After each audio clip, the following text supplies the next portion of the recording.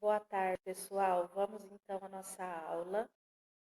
Hoje nós vamos dar início ao segundo bimestre, a apostila do segundo bimestre, tá? Aí, como vocês podem observar, essa é a capa da nossa apostila, tá bom? Nós vamos trabalhar hoje a atividade de português, que está lá na página 13. Então, vamos abrir a apostila. Vamos lá na página 13. 10, 11, 12, 13. Bom, aqui, palavras que expressam brasilidade. A diversidade cultural pode ser percebida também nas relações, nas produções literárias. Os sentimentos de nacionalidade estão expressos na obra de vários autores. Essas obras, de certa maneira, trazem a interpretação do contexto brasileiro em épocas diferentes, sentidas também de formas diferentes. Vamos ler o poema Minha Terra, do Casimiro de Abreu, que foi publicado em 1859. Minha terra. Todos cantam a sua terra, também vou cantar a minha. Nas débeis cordas da lira, hei de fazê-la rainha. Hei de dar-lhe realeza, nesse trono de beleza, em que a mão da natureza esmerou-se enquanto tinha. Correi para as bandas do sul, debaixo de um céu de anil. Encontrareis o gigante Santa Cruz, hoje Brasil. É uma terra de amores, alcatifada de flores, onde a brisa fala amores nas belas tardes de abril. Tem tantas belezas, tantas, a minha terra natal, que nem as sonha um poeta e nem as canta um mortal. É uma terra encantada, mimosa jardim de fada, do mundo todo invejada, que o mundo não tem igual. És um país majestoso, essa terra de Tupã, desde o Amazonas ao Prata, do Rio Grande ao Pará, tem serranias gigantes e tem bosques verdejantes que repletam incessantes os cantos do sabiá.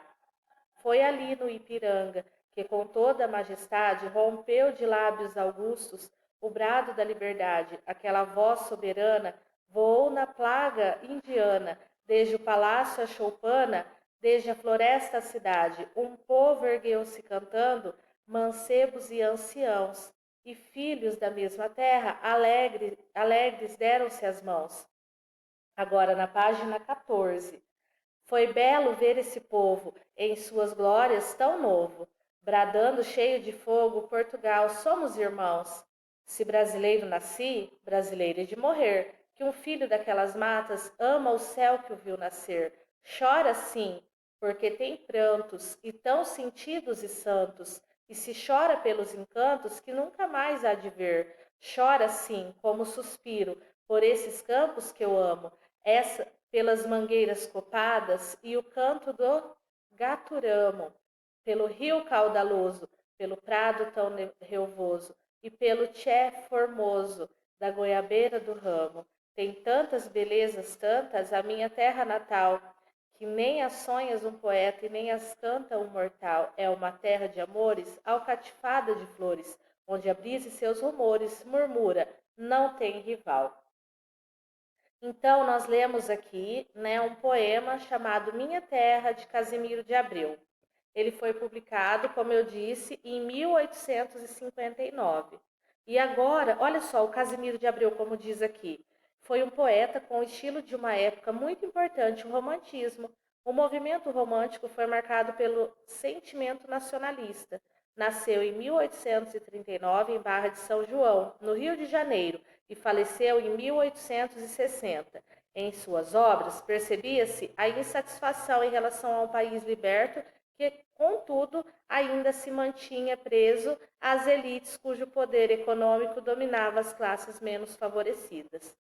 Aqui no número 1, crianças, vocês vão ter que responder qual foi a temática do poema Minha Terra. Sobre o que falou o poema Minha Terra? Pinte as rimas das 3 estrofes iniciais. Estrofes são um conjunto de versos, então nós vamos pintar as rimas da primeira, da segunda e da terceira estrofe. Depois, a qual terra o autor se refere? Tá? Se ele está falando minha terra, aqui está falando a qual terra ele se refere, ok? Indo agora, na página 15, fala lá no número 4. Há um poema referência a elementos da natureza da flora, da fauna. Há no poema referência a elementos da natureza da flora, da fauna. Aqui está falando da flora ou da fauna. O que é flora e fauna? A flora é referente a toda a natureza, né? E a fauna, que é todos os animais. Tá fazendo alguma referência? Releia os versos. É um país majestoso essa terra de Tupã, desde o Amazonas ao Prata, do Rio Grande ao Pará, tem serranias gigantes e tem bosques verdejantes que repetem incessantes os cantos do sabiá. O que significa a terra de Tupã? Por que será que está dizendo isso? Complete com as características atribuídas aos substantivos. País, serranias, bosques. Então, aqui na letra B, quando fala complete com as características atribuídas aos substantivos, o que ele fala? Qual a característica que ele dá ao país?